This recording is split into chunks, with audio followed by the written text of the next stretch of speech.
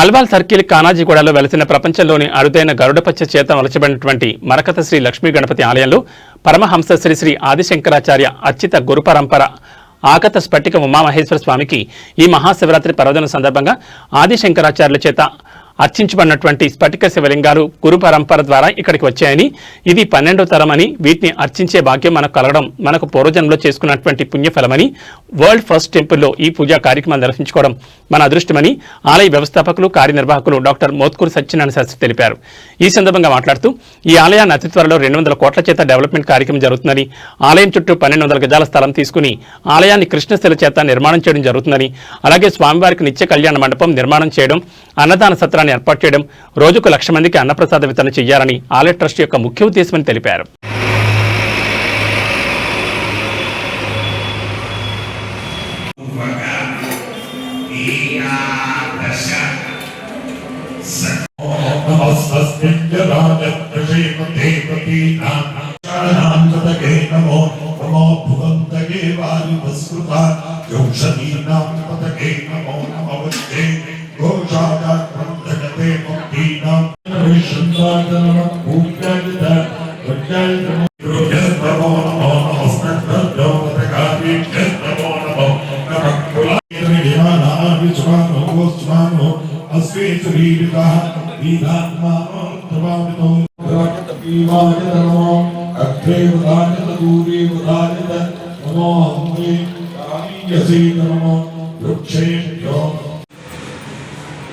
గురువారుక నిబంధన మృత్యోర్మృక్షీయ మామృతాదు సుగంధిం పుష్టివర్ధనం గురువారుక నిబంధన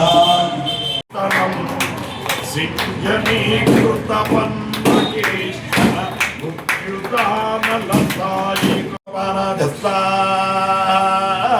ఓం జ్ఞానదస్సా ఓం దానదస్సా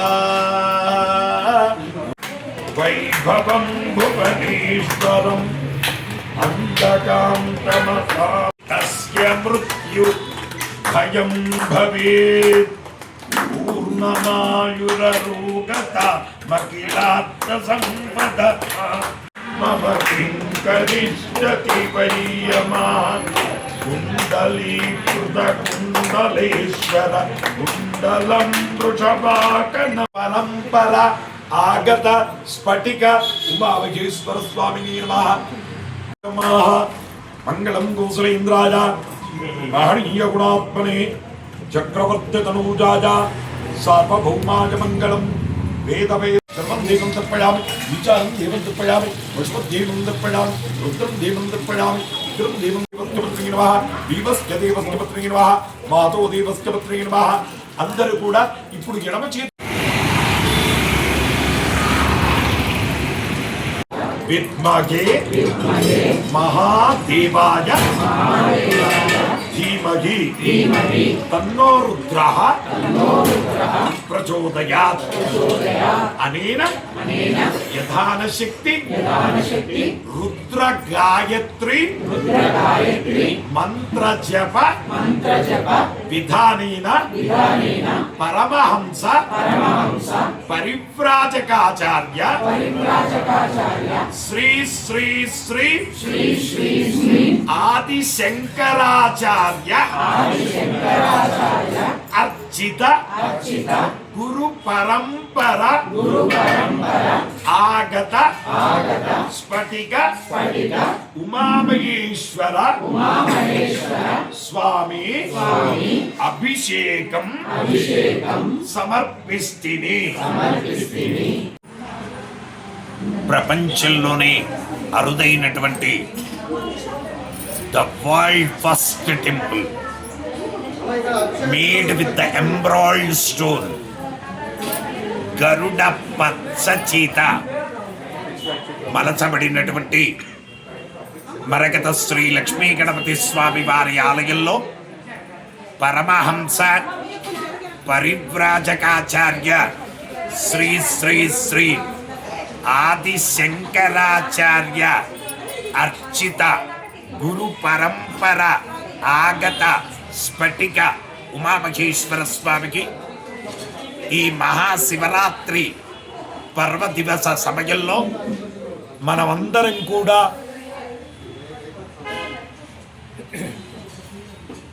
శుభ ఫలితాలను పొందేటందుకు ప్రతి మానవుడు కూడా అత్యతంలో సర్వ సుఖాలను అనుభవిస్తూ పరంలో మోక్షప్రాప్తిని కలిగించేటందుకు మనం ఈ ఆలయంలో ఆదిశంకరాచార్యుల వారి చేత అర్చించబడినటువంటి ఈ స్ఫటిక శివలింగాలు గురు పరంపర ద్వారా మన దగ్గరికి వచ్చాయి. ఇది 12వ తరము. వీటిని అర్చించే భాగ్యం మనకు కలగడం మనకు పూర్వజన్మలో చేసుకున్నటువంటి పుణ్యఫలం. అందున మనం వరల్డ్ ఫస్ట్ టెంపుల్లో మనం ఈ పూజా కార్యక్రమాలను నిర్వహించుకుంటున్నాం. అలాగే మరకత శ్రీ లక్ష్మీ గణపతి ఆలయ ట్రస్ట్ వారి యొక్క ముఖ్య ఉద్దేశం ప్రతి మానవుడు పునీతుడు కావాలి, ప్రతి మానవుడు అత్యకంలో సర్వసుఖాలు అనుభవించాలి, మోక్షాన్ని పొందాలి అనే సదుద్దేశంతో ఈ ఆలయాన్ని అతి త్వరలో 200 కోట్ల చేత డెవలప్మెంట్ కార్యక్రమం జరుగుతూ ఉంది. అందులో ప్రధానంగా ఈ పక్క స్థలాన్ని కూడా కొనడం పూర్తయిపోయింది. అలాగే ఈ పక్క స్థలాన్ని కూడా అతి త్వరలో మనం తీసుకోబోతున్నాం. ఈ ఆలయానికి ఆనుకుని 1200 గజాల స్థలం సేల్కి వచ్చింది. దాన్ని తీసుకొని ఆలయాన్ని కృష్ణ శిల చేత నిర్మాణం చేయడం, అలాగే ఈ ఆలయానికి 100 గజాల దూరంలో మనకు 2400 గజాల స్థలం సేల్కి వచ్చింది. దాన్ని తీసుకొని అందులో స్వామివారికి నిత్య కళ్యాణ మంటపం, అలాగే ప్రతి మానవుడు కూడా భగవత్ ప్రసాదాన్ని తిని వాడు మోక్షాన్ని పొందాలి.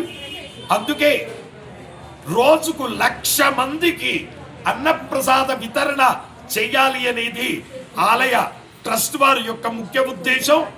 అతి త్వరలో రోజుకు 1,00,000 మంది భోంచేసేటటువంటి మోడర్నైజ్డ్ కిచెన్ మరియు చక్కగా అరిటాకు వేసి వేడివేడిగా వడ్డన చేసి ప్రతి మానవుడు భుజించాలి, ప్రతి మానవుడు జన్మ రాహిత్యాన్ని పొందాలి అనే ఉద్దేశంతో ఒక అన్నదాన సత్రాన్ని కూడా ఏర్పాటు చేయడం, అలాగే తెలంగాణ పిండి వంటల సందులో మానస్ సరోవర్ రైట్స్ బిఫోర్ మనకు 2 ఎకరాల ప్లేస్ సేల్కి వచ్చింది. ఆ స్థలాన్ని కూడా తీసుకొని అందులో స్వామివారికి ఒక కోనేరు కట్టడం, సంకటహర చతుర్థి రోజున స్వామివారికి తెప్పోత్సవం చేయడం, అలాగే 108 హోమగుండాలు కట్టి ప్రతి నిత్యం కూడా 108 చండీ హోమాలు, 108 రుద్ర హోమాలు, 108 గణపతి హోమాలు, అలాగే వేద హోమాలు, చతుర్వేద హోమాలు విశేషంగా జరపాలి. ప్రతి మానవుడు పునీతుడు కావాలి. ఈ కులాలు, ఈ మతాలు ఇవన్నీ మనం పెట్టుకున్నాం, ఎక్కడ లేవు. మనది అంతా ఒకటే కులం, మానవ కులం. కాబట్టి ప్రతి మానవుడు కూడా ఎన్నో జన్మల పుణ్యఫలం ఉంటే తప్ప వాడికి మానవ జన్మ రాదు.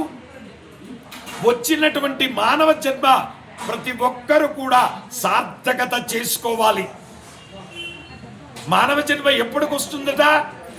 గరుడ పురాణంలో చెప్పిన దాని ప్రకారంగా 84 లక్షల జీవరాశులు ఉంటాయట. ఆ 84 లక్షల జీవరాశుల్లో 83,99,999 జన్మల తర్వాత మానవ జన్మ వస్తుంది. అలా వచ్చినటువంటి మానవ జన్మను మనం సార్థకత చేసుకున్నామా, ఇట్స్ ఆల్ రైట్, మనం భగవంతుల్లో లీనమవుతాం.